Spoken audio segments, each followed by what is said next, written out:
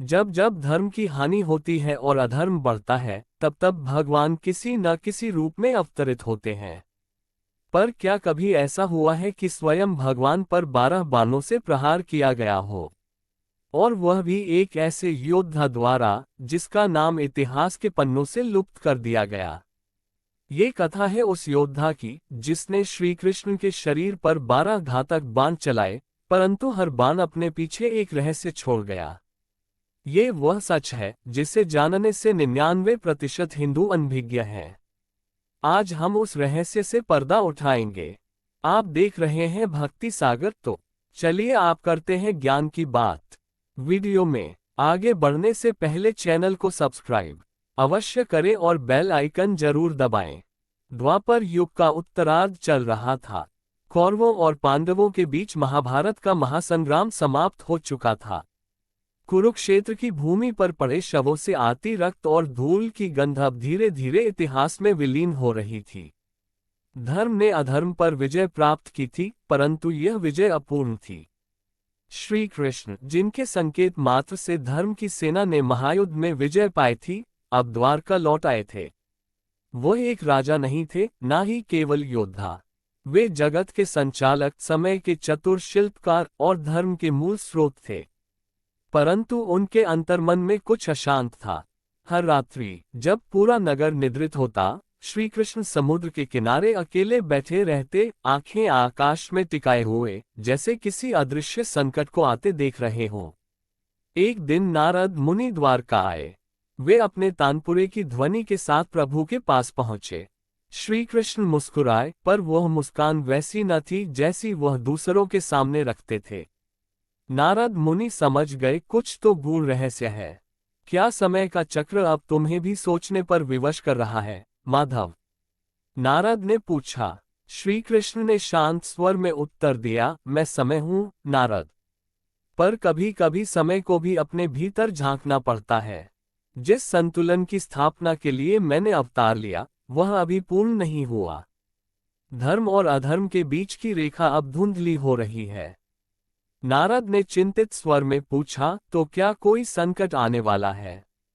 श्री कृष्ण ने आकाश की ओर देखा और उत्तर दिया, एक नहीं, 12 आघात होंगे और हर आघात मेरे ही भीतर के एक रूप को उजागर करेगा। नारद चकित थे। 12 आघात कौन करेगा? क्यों करेगा? क्या वह कोई असुर है या कोई पापी राजा? नारद ने प्रश्न किया। श्री कृष्ण ने सिर हिलाया, नहीं नारद, वह न कोई असुर है न पापी। वह है न्यायपथ का योद्धा जो सत्य की खोज में मुझे भी कटघरे में खड़ा करेगा। वह आएगा शीघ्र ही। इस उत्तर के साथ समुद्र की लहरें और तीव्र हो गईं। आकाश में एक गूढ़ कंपन हुआ और समय का ताना बाना एक नई दिशा में मुड़ गया। अवंतीपुर के दक्षिण में एक घना वन था, जहां ऋषियों के आश्रम निर्बाध रूप से तप में लीन रहते। वहीं एक तपस्विनी थी, ब्राह्मणी अंशुति। उसने वर्षों तक मौन व्रत धारण कर केवल सूर्य के प्रथम किरण और नदी की शीतल जलधारा से अपना जीवन चलाया था। उसका एक ही संकल्प था, हे ब्रह्मा, मुझे ऐसा पुत्र दो जो सत्य के मार्ग पर अटल रहे, भले ही वही ईश्वर से ही क्यों न टकरा जाए। एक रात्रि जब आकाश में कोई तारा नहीं चमक रहा था, एक दिव्य तेज प्रकाश उसके आश्रम में उतरा। वह ब्रह्मर्षि भृगु थे। उनके नेत्रों में तप की ज्वाला और वाणी में भविष्य की गूंज थी। भृगु बोले, तेरा तप सफल हुआ अंशुति। तुझे पुत्र मिलेगा, ऐसा योद्धा जो न्याय को धर्म से ऊपर रखेगा। उसका नाम होगा शल्यकेतु। परंतु ध्यान रहे, ये पुत्र ब्रह्मांड के संतुलन को पुनर्स्थापित करेगा और इसके लिए उसे स्वयं विष्णु के अवतार से भी संघर्ष करना होगा। अंशुति ने ये सुनकर भी सिर झुकाया, यदि सत्य की स्थापना हेतु यह आवश्यक है तो मैं स्वीकार करती हूँ। समय बीता। अंशुति की कोख से एक पुत्र ने जन्म लिया। जब वह जन्मा तो उसकी आंखें खुलते ही उसने पूर्व दिशा की ओर देखा, जहां सूर्य उदय हो रहा था। यह आश्चर्य का विषय था, क्योंकि कोई नवजात इतनी स्पष्ट दृष्टि नहीं रख सकता। उसका शरीर सामान्य था, परंतु उसकी दृष्टि में एक अद्भुत तेज था, जैसे वह जन्मते ही संसार को समझ गया हो। उसे नाम मिला शल्यकेतु। शैशवकाल से ही वह अन्य बालकों से भिन्न था। न वह खेलों में रुचि रखता, न बाल सुलभ चंचलता में। वह ऋषियों के उपदेश सुनता और मौन में लीन हो जाता। एक दिन जब वह मात्र 10 वर्ष का था, उसने अपनी माता से पूछा, माँ, क्या भगवान त्रुटिहीन होते हैं? अंशुति चौंकी। क्यों पूछता है बेटा? शल्यकेतु ने उत्तर दिया, क्योंकि यदि वे त्रुटिहीन होते तो अधर्म होता ही नहीं। और यदि अधर्म है तो या तो ईश्वर सो रहे हैं या वे भी परीक्षा में हैं। उसके इस उत्तर पर वन के वृक्ष भी जैसे मौन हो गए। कुछ ही समय में उसके भीतर एक आंतरिक आकर्षण जागा, युद्धकला के प्रति। वह वन के वृक्षों पर बाण चलाता, परंतु उसका हर बाण किसी लक्ष्य को भेदने से पहले रुकता। वह कहता, जब तक मैं यह न जान लूं कि यह बाण किस उद्देश्य के लिए है, मैं इसे नहीं चलाऊंगा। शल्यकेतु की शिक्षा के लिए स्वयं गुरु शुक्राचार्य ने उसे अपनी छाया में लिया। उन्होंने उसे धर्मशास्त्र, न्यायशास्त्र, वेद, धनुर्वेद और रहस्य शास्त्र की गहनतम विधियां सिखाईं। एक दिन शुक्राचार्य ने उसे एक धनुष और 12 बाण दिए। वह धनुष था कालचाप। यह कोई सामान्य धनुष नहीं था। यह स्वयं कालदेव द्वारा रचा गया था और इसके 12 बाण 12 मनोविकारों का प्रतीक थे। शुक्राचार्य बोले, इन बाणों का प्रयोग तभी करना जब तू सत्य और असत्य के बीच की सबसे महीन रेखा को पार करना चाहे। और ध्यान रहे, एक बार जो पहला बाण चलेगा, शेष 11 स्वयं मार्ग खोज लेंगे। शल्यकेतु ने सिर झुकाकर प्रतिज्ञा ली, मैं इन्हें उसी पर चलाऊंगा जो मुझे पूर्ण प्रतीत हो, किंतु भीतर से अपूर्ण हो। और इसी के साथ समय का चक्र तेज हो गया। द्वारका की ओर चल पड़ा एक ऐसा योद्धा जो स्वयं श्री कृष्ण को भी कटघरे में खड़ा करने वाला था। शुक्राचार्य द्वारा शल्यकेतु को दिए गए 12 बाण कोई सामान्य अस्त्र नहीं थे। वे हर एक बाण मानवीय स्वभाव के भीतर छिपे 12 विकारों और रहस्यों का प्रतीक थे। वे 12 भावनाएं थीं जो किसी भी मनुष्य, यहाँ तक कि देवतुल्य श्री कृष्ण को भी परीक्षा में डाल सकती थीं। पहला बाण अहंकार। शल्यकेतु ने जब पहला बाण चलाया तो वह सीधे द्वारका के सिंहासन की ओर गया। वह श्री कृष्ण के उस स्वरूप को चुनौती दे रहा था जहां वे सत्ताधीश के रूप में यदुवंश के नेतृत्व में थे। श्री कृष्ण मुस्कुराए। बाण उनकी छाती के समीप आकर रुक गया और वहीं थरथराने लगा। क्या तू समझता है कि मुझ में अहम है? श्री कृष्ण ने पूछा। शल्यकेतु ने उत्तर दिया, नहीं प्रभु, मैं ये जानना चाहता हूं कि क्या आपके कार्यों में कभी ऐसा क्षण आया जब आपने स्वयं को सर्वोच्च मान लिया? श्री कृष्ण ने वह बाण स्वयं अपनी छाती से निकाल लिया और कहा, जब मैं अर्जुन का सारथी बना, उसी क्षण मैंने अपना अहम त्याग दिया था। लेकिन सत्य की परीक्षा में ये बाण उचित था। दूसरा बाण मोह। दूसरा बाण चला और यह यशोदा माता की मूर्ति की ओर बढ़ा। शल्यकेतु ने प्रश्न किया, क्या भगवान मोह से परे हो सकते हैं जब वे एक मां की ममता में स्वयं को बांध लेते हैं? श्री कृष्ण गंभीर हो उठे। उन्होंने उत्तर दिया, मोह वह होता है जिसमें आत्मा बंध जाती है, पर ममता वह होती है जिसमें आत्मा खिलती है। यशोदा मां के साथ मेरा संबंध मोह नहीं, करुणा का संबंध था। तीसरा बाण माया। तीसरा बाण माया के स्वरूप को भेदता हुआ गया। ये वह शक्ति थी जिससे श्री कृष्ण ने अनेक चमत्कार किए। रुक्मिणी का हरण, गोवर्धन उठाना और महाभारत में समय का नियंत्रण, क्या ये माया नहीं थी?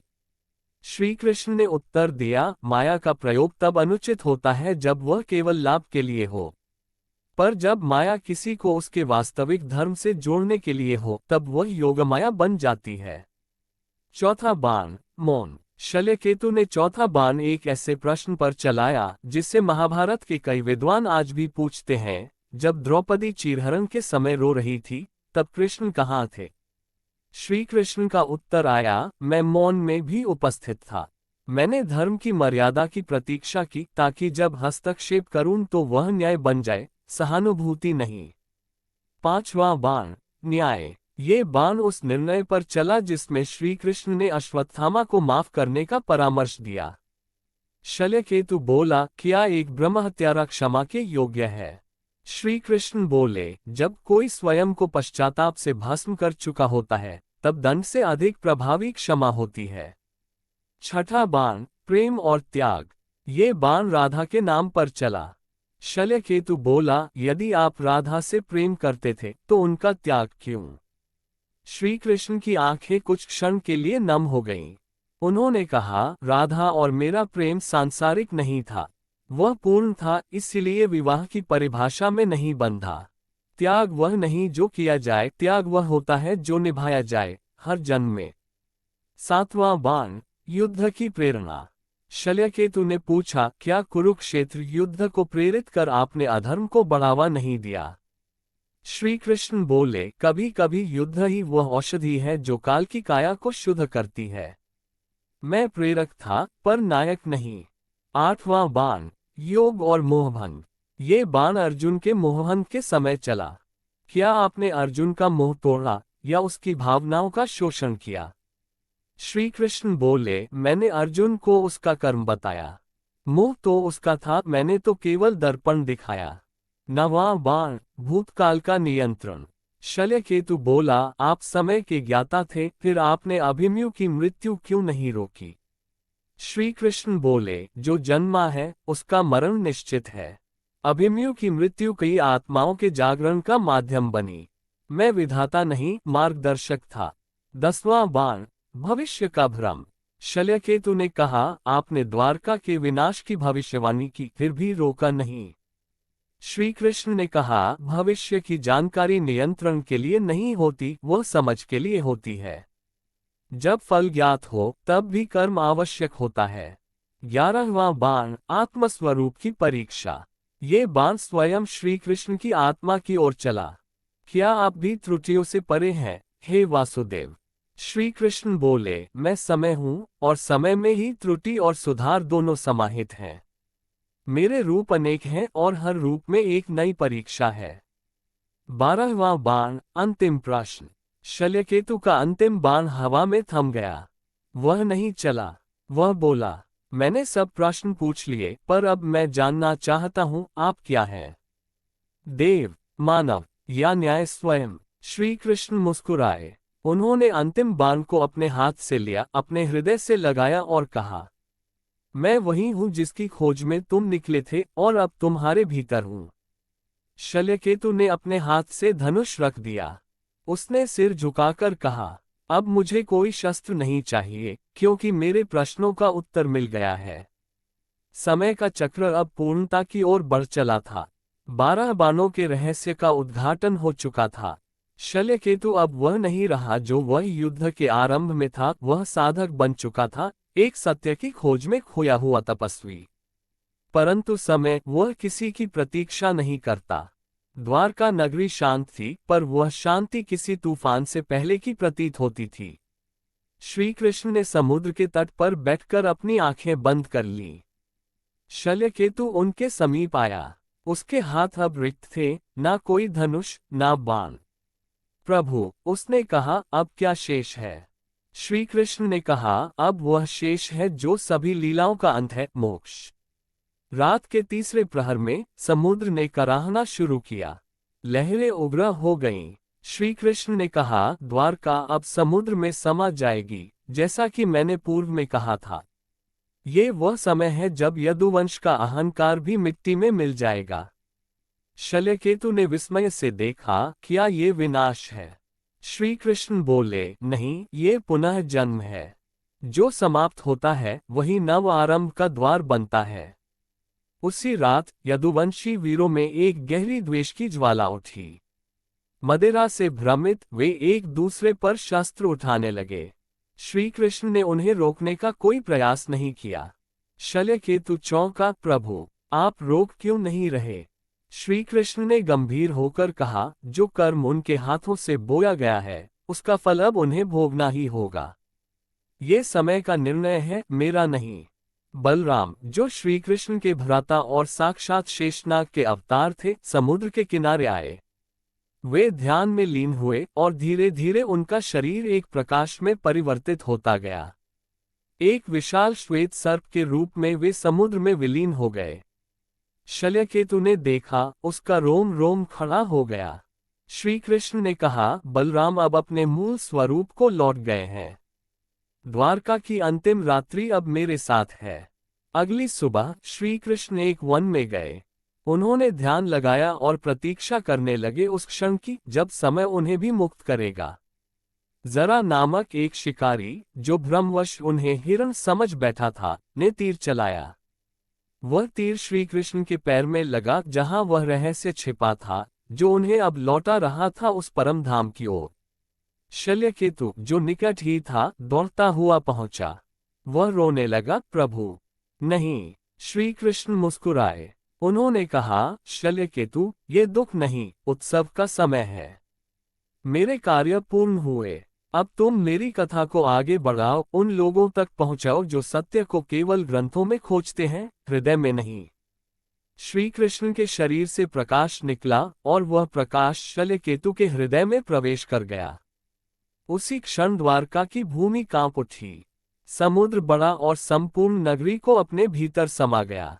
शल्यकेतु खड़ा रहा अकेला, पर अब वह केवल योद्धा नहीं था। वह यंत्र बन चुका था जिसके माध्यम से श्री कृष्ण की अंतिम लीला, अंतिम संदेश और 12 बाणों का रहस्य युगों तक जीवित रहेगा। शल्यकेतु अब अकेला था। द्वारका जल में समा चुकी थी, यदुवंश अपने कर्मफल का भोग कर चुका था और श्री कृष्ण स्वयं काल के पार चले गए थे। परंतु वह अकेलापन जो शल्यकेतु को घेरे था, वह किसी साधारण मनुष्य की पीड़ा नहीं थी। वह एक दिव्य ब्रह्मांडीय विरह था, जो केवल वे अनुभव कर सकते हैं जिन्हें ईश्वर का स्पर्श हुआ हो। शल्यकेतु हिमालय की ओर चल पड़ा। शरीर थका हुआ था, परंतु आत्मा में एक नई ऊर्जा थी। वह अब कोई योद्धा नहीं, कोई राजा नहीं, कोई सेनापति नहीं, वह एक तपस्वी था जो उत्तर चाहता था। कई वर्षों तक वह तप करता रहा, कभी बर्फ की घाटियों में, कभी एकांत गुफाओं में, कभी तेजस्वी सूर्य के नीचे।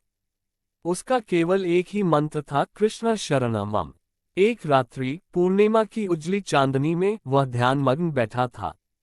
सहसा उसकी आंखों के आगे एक तेज प्रकाश प्रकट हुआ। वह श्री कृष्ण का स्वरूप था, शांत, मधुर और अप्रभाष्य। श्री कृष्ण बोले, शल्यकेतु, तूने वह कर दिखाया जो देवता भी न कर सके। तूने मेरा रूप देखा, मेरी माया का अनुभव किया और फिर भी अपने अहंकार को त्याग दिया। अब समय है अंतिम अग्नि का। हिमालय की एक ऊंची चोटी पर एक यज्ञ वेदी सजाई गई। शल्यकेतु ने वहां अग्नि प्रज्वलित की, पर यह अग्नि किसी हवन की नहीं थी। यह उसकी समस्त वासनाओं, अहंकार, क्रोध, पीड़ा और युद्ध की स्मृतियों को जलाने की अग्नि थी। उसने अंतिम बार बांसुरी की धुन सुनी, कहीं आकाश में, कहीं भीतर। वह धुन श्री कृष्ण की थी। और फिर उसने स्वयं को अग्नि को अर्पित कर दिया। पर अग्नि ने उसे जलाया नहीं। वह देह को प्रकाश में बदलते देखता रहा। उसका शरीर वायु हो गया, फिर प्रकाश, और अंततः वह भी उसी परम सत्य में विलीन हो गया जहां श्री कृष्ण निवास करते हैं। कई युग बीत गए। ये कथा काल के गर्भ में लुप्त हो गई। शल्यकेतु का नाम इतिहास के ग्रंथों में कहीं नहीं मिला, क्योंकि वह जानता था वह कथा किसी पन्ने की नहीं, हृदय की होनी चाहिए। आज जब आप ये कथा सुन रहे हैं तो समझिए, ये केवल एक योद्धा की कथा नहीं, यह आपकी आत्मा की यात्रा है। हम सभी के भीतर एक शल्यकेतु है जो सत्य की खोज में श्री कृष्ण से युद्ध करता है और अंततः उन्हीं में विलीन हो जाता है। जो बाण चले थे श्री कृष्ण पर, वे केवल शरीर पर नहीं थे। वे उस माया पर प्रहार थे जो मनुष्य को सत्य से दूर करती है। शल्यकेतु केवल एक पात्र था, जैसे हम सभी हैं। प्रश्न यह नहीं कि उसने क्यों मारे 12 बाण, प्रश्न यह है, क्या हम उन बाणों के रहस्य को समझ पाए। हर बाण एक उत्तर था, हर घाव एक द्वार था, हर पीड़ा एक मोक्ष का संकेत थी।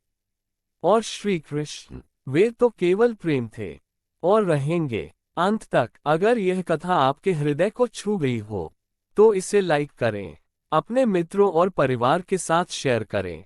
इस गूढ़ सत्य को हर भक्त तक पहुंचाएं। भक्ति और रहस्य से जुड़ी ऐसी और पौराणिक कथाएं सुनने के लिए अभी हमारे चैनल भक्ति सागर को सब्सक्राइब करें और बेल आइकन जरूर दबाएं। नीचे कमेंट करके बताएं, शल्यकेतु की कथा ने आपको सबसे अधिक कहाँ स्पर्श किया। हर बाण एक रहस्य था, हर पीड़ा एक मोक्ष का द्वार। श्री कृष्ण की लीला अनंत है और यह कथा बस एक झलक थी उस अनंतता की।